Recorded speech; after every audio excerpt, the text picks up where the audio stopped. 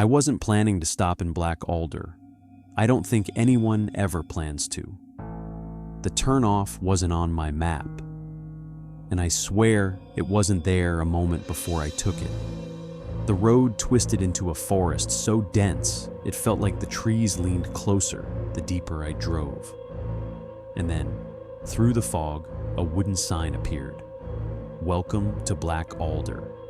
Keep your voice down." The warning wasn't painted. It was carved. Deep, jagged gouges that looked frantic, as if someone carved them fast because they didn't have much time left. The instant I passed the sign, sound died. Not faded, died.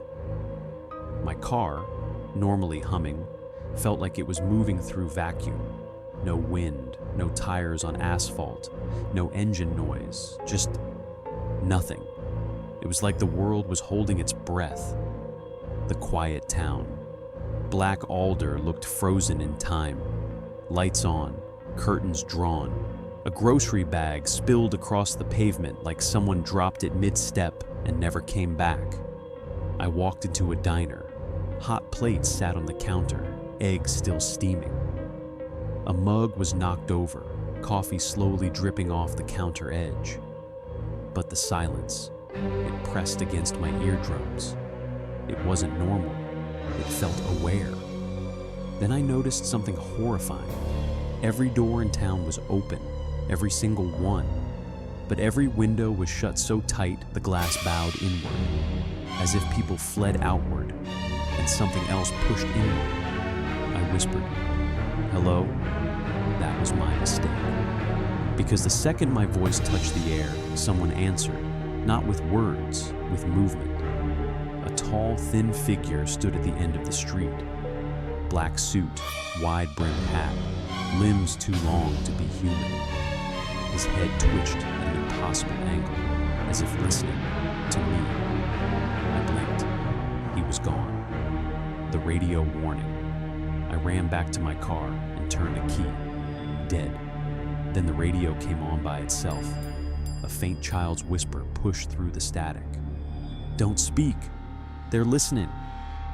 Behind her voice, something scratched at the inside of the speaker. Light, fast tapping, like fingernails.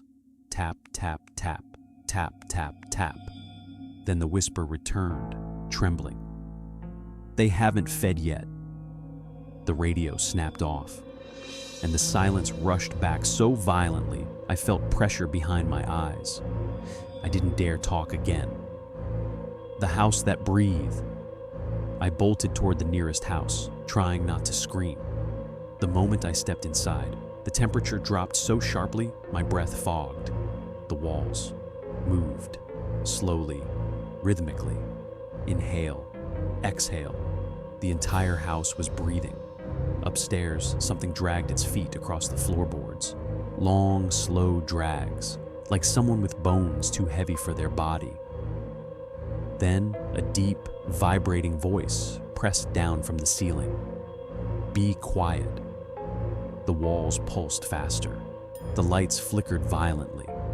Dust rained from the ceiling, as if something huge crawled across the roof. I backed toward the door and saw a hand around the frame.